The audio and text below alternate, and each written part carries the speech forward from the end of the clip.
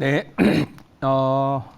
오늘 또 어제 미국 증시가 빠지다가 좀 반등을 좀 했기 때문에 우리 증시도 오늘 상승으로 돌아선 그런 모습입니다.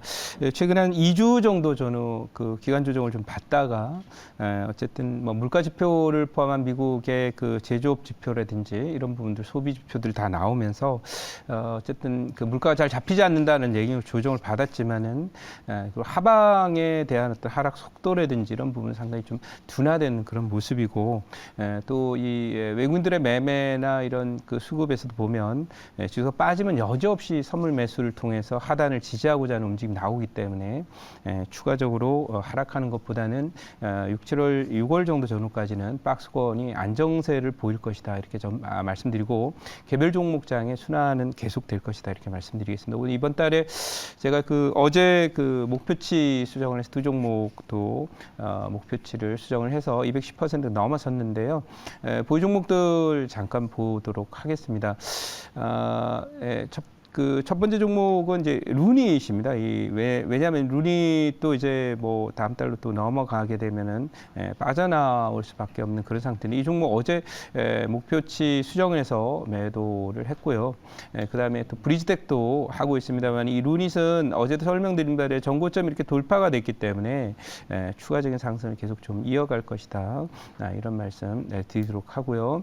그 다음에 이제 브리지텍이 있는데, 이 브리지텍도 역시 오늘 또 올라왔습니다. 가만히 놔둬도 오늘 2차 목표 터치할 수 있었는데 이제 하루 남았기 때문에 어제 12,000 이하에서 일단은 목표치 수정을 통해서 수익률을 확정을 했습니다. 그래서 그렇게 이제 보시면 되겠고요.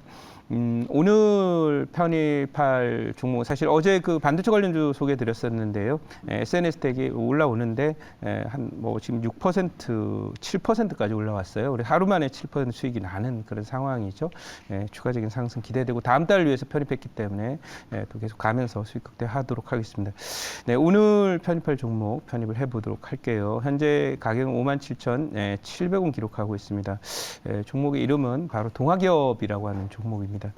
이 동아기업은 이렇게 펀더멘탈이나 이제 기본적인 어떤 가치적인 측면에서 밸류가 상당히 안정돼 있고, 충분한 어떤 소위 유보율을 갖고 있는 그런 단단한 그런 자산주이기도 합니다. 그래서 보시면은 다른 것보다도 이 종목이 탄탄한 어떤 펀더멘탈을 갖고 있는 그런 상태이기 때문에 그런 측면에서 볼 때 이 자산 가치 대비해서 사실 그렇게 비싼 그런 자리가 아니고요.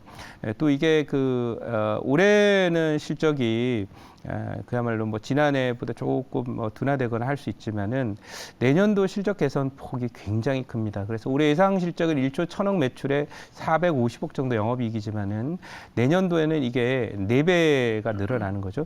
400억대에서 1,600억대로 영업이익이 크게 늘어납니다. 그래서 이런 예상을 기반으로 했을 때 어쨌든 지금 시작한 장이 짧게는 5, 6월까지 이제 상승을 하고, 또 내년도에도 미국의 대선이 11월에 있기 때문에 아마도 내년 4, 5월 정도까지는 지수가 잘 빠지지 않는 박스권 장세 계속 될 거라고 봅니다. 따라서 내년도 실적에 대한 어떤 좀 긍정적인 그런 비율이라든지 또 턴어라운드 기대감이 있는 이 동아기업으로서는 이 자리에서 턴어라운드가 된다면 이게 대바닥이다라고 이렇게 볼 수 있겠어요. 그래서 상승을 하면서 이제 상승 반전이 뚜렷하게 좀 나타나지 않겠나 이렇게 말씀을 드리고요. 이 종목은 기본적으로 이제 합판이라든지 이렇게 소위 동아기업 여러분들 아시지만 마루 이런 거 만드는 그런 회사였는데요. 최근 들어 이 회사가 이제 2차 전지 동아 일렉트로닉스라고 해서 2차 전지 분야를 또 진출을 했어요. 그래서 그런 걸로 인해서 앞으로 성장성이라고 하는 부분이 이제 좀 반영이 되는 그런 모습이 나오고 있는데, 차트를 보시면은 이게 제가 이 종목은 2020년 이런 자리에서 제가 발굴을 했던 종목입니다. 근데 많이 올라서 2만 원대 발굴했던 종목이 10만 원까지 갔다가 이 고점에서 반토막이 났습니다. 그래서 이렇게 반토막이 난 다음에 지금 두 번째 저점을 만들고 있는 상황이에요. 그런데 여기서 올라왔던 20년 이후에 올라왔던 이 파동이 이 종목이 이제 전고체 배터리와 관련돼 있는 그런 모멘텀으로 상승했었던 거라서, 이게 여기에 바닥이 맞다면 다시 한번 재상승을 하면서 이번 상승 모멘텀도 역시 전고체 배터리 배터리와 관련된 그런 모멘텀이 될 것이에요. 따라서 낙폭과대 있는 데다가 밸류도 뭐 탄탄한 그런 종목이라서 뭐 제가 보기에는 충분히 8만 원 초반대 정도까지는 무난하게 오를 수 있는 종목이 아닐까 이렇게 예상을 해서 오늘 갖고 왔고요. 오늘 그 준비된 자료를 간단하게 살펴보고 목표치 말씀드리도록 하겠습니다. 네, 오늘 그 종목은 바로 동아기업이라고 하는 종목이고요. 이 종목이 이제 보시면은 그 일본의 교세라라고 하는 회사가 세계 최초로 배터리 양산, 반고체라고 되어 있죠, 여기는. 반고체 배터리 양산에 들어갔다라고 하는 그런 소식이 지금 나와 있습니다. 그러니까 이 전고체 배터리가 많은 분들이 2025년 이후 정도가 뭔가 답이 나오지 않을까라고 생각을 하는데, 제가 판단할 때는 이제 이 양산이 시작이 된 걸로 봐서는 조만간에 전고체로 전환이 곧 진행이 되지 않겠나 이렇게 생각되고, 아까 동아기업의 그 실적 전망을 봤을 때 2024년에는 벌써 실적이 뭔가 전환되는 그런 모습이 나오거든요. 물론 이제 배터리 소재와 관련된 곳이 뭐 전고체만 하는 것은 아니에요. 그렇지만 이런 전고체 소재를 생산을 하면서 본격적으로 실적 턴어라운드가 되면서 이 종목이 이제 소위 리스트럭처링을 포함한 새로운 신규 산업 진입에 성공적으로 안착을 하게 될 것을 의미하는 거기 때문에, 거기에 추가적으로 이 전고체 배터리 개발이나 이런 부분과 관련된 소위 그 테마로 포함이 돼 있는 이 동아기업은 지금부터는 이제 또 상승으로 전환되면서 내년까지는 좀 견조하게 갈 수 있지 않을까 이렇게 말씀드립니다. 다음 장 한번 보도록 하겠습니다. 사실 일본부터 말씀을 드리긴 했는데, 제가 오늘 메인으로 말씀드리고 싶은 건 이거였죠. 전고체 배터리에 힘싣는 이재용 부회장이라고 이렇게 돼 있죠. 삼성 SDI에 방문을 했는데, 여기 보시면은 시험 생산용 라인을 상반기에 전고체 배터리와 관련해서 완공한다는 얘기가 나와 있습니다. 그래서 이 얘기는 전고체 배터리와 관련되어 있는 스케줄이 과거에 생각했던 것보다 한 1년 반에서 2년 정도까지 빨라질 수 있음을 의미하고, 또 이 전고체 배터리에 대한 그 얘기는 그동안에 많이 나왔었는데, 이제 본격적으로 이게 시험 생산을 하면서 뭔가 샘플이 나오는 단계로 갔다는 것은, 본격적으로 이 보통은 이제 예전에 테슬라가 이제 처음에 전기차를 모델을 이제 이렇게 시험 모델을 내놓은 그런 상태가 2015년이거든요. 그 지금 2023년인데 최근에 보면 이제 테슬라 같은 경우도 그렇고 한 3, 4년 정도 지나면 완전히 새로운 산업이었던 것이 성장을 해서 크게 성장 산업으로 성장을 해서 이제 수익도 나고 매출도 많이 늘어나는 그런 회사로 전환이 되고, 그래서 주류로 자리 잡는 경우가 많습니다. 그래서 제가 볼 때도 전고체 배터리와 관련된 이 내용도 앞으로 지금 뭐 전해질을 만드는 종목들 뭐 잘 가고 있지만, 어쨌든 양극재, 음극재, 전해질 이렇게 돼 있는데, 이런 쪽에 소재 관련 종목들이 요즘에 가지만 또 이 전해질 쪽과 관련해서는 전고체 배터리에 우리는 또 관심을 두고 접근해야 된다는 것을 삼성의 행보에서 우리는 알 수 있다 이렇게 말씀드리고, 제 자리로 가서 질문 받도록 하겠습니다. 네, 제가 질문 드릴게요.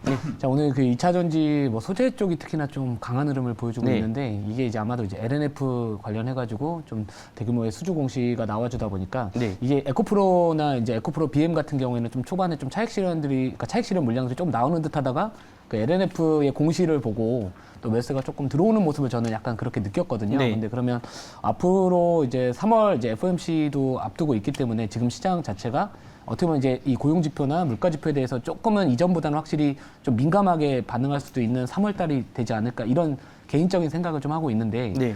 저희가 이제 뭐 삼성전자 이제 이재용 이제 회장이 거기 사업장 가가지고 이제 전고체 배터리 이야기를 하다 보니까 좀 관련주들이 오늘 좀 세게 올라가는 것 같은데, 혹시 3월 달에 우리가 조금 단기적인 관점에서 이 배터리 관련주들 좀 투자를 한다면은 좀 어떤 식으로 대응하면 좋을지 한번 말씀 부탁드릴게요. 좋은 말씀이시고요. 지금 그 중장기적인 목표치와 관련해서 이제 이런 걸 기술 그 통계적인 목표치라고 해야 될까요?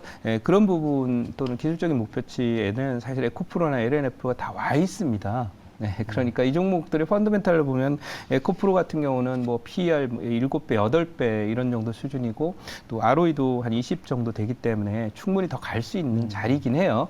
근데 중요한 거는 이제 뭐 과거에 통계적으로 이제 과매수 국면에 중기적으로 도달하게 되면은 쉬는 작업이 나올 거라고 보고 지금은 이 피킹 국면이라고 보고 있습니다. 그래서 배터리 관련 2차 전지는 결국 그 안에서도 내부 순환을 하게 되겠죠. 그래서 많이 갔던 종목들보다는 뭐 폐배터리나 또는 지금 전고체 배터리나 그동안에 이제 뭐 이 양극재, 음극재 중심으로 갔었으니까 그런 종목들의 순환을 중심으로 가야 되고 이 차트에서도 보다시피 동아기업 같은 경우는 바닥 치고 나서 이제 막 돌아서는 바닥 종목이라서 예를 들면 오늘 그 인공지능 분야에도 많이 갔던 애들이 조정받으면서 밑에 다른 애들이 가거든요. 이게 그런 흐름들이 이쪽 배터리 계열에도 같이 진행이 되지 않을까. 그래서 높은 종목보다는 낮은 종목에 이제 접근을 하는 것이 유리한 곳이 되었다. 이렇게 말씀드리도록 할 거고요. 오늘 그 요 종목 1차 목표치는 62,000원, 2차 목표치는 82,000원, 손절은 5만 원이고요.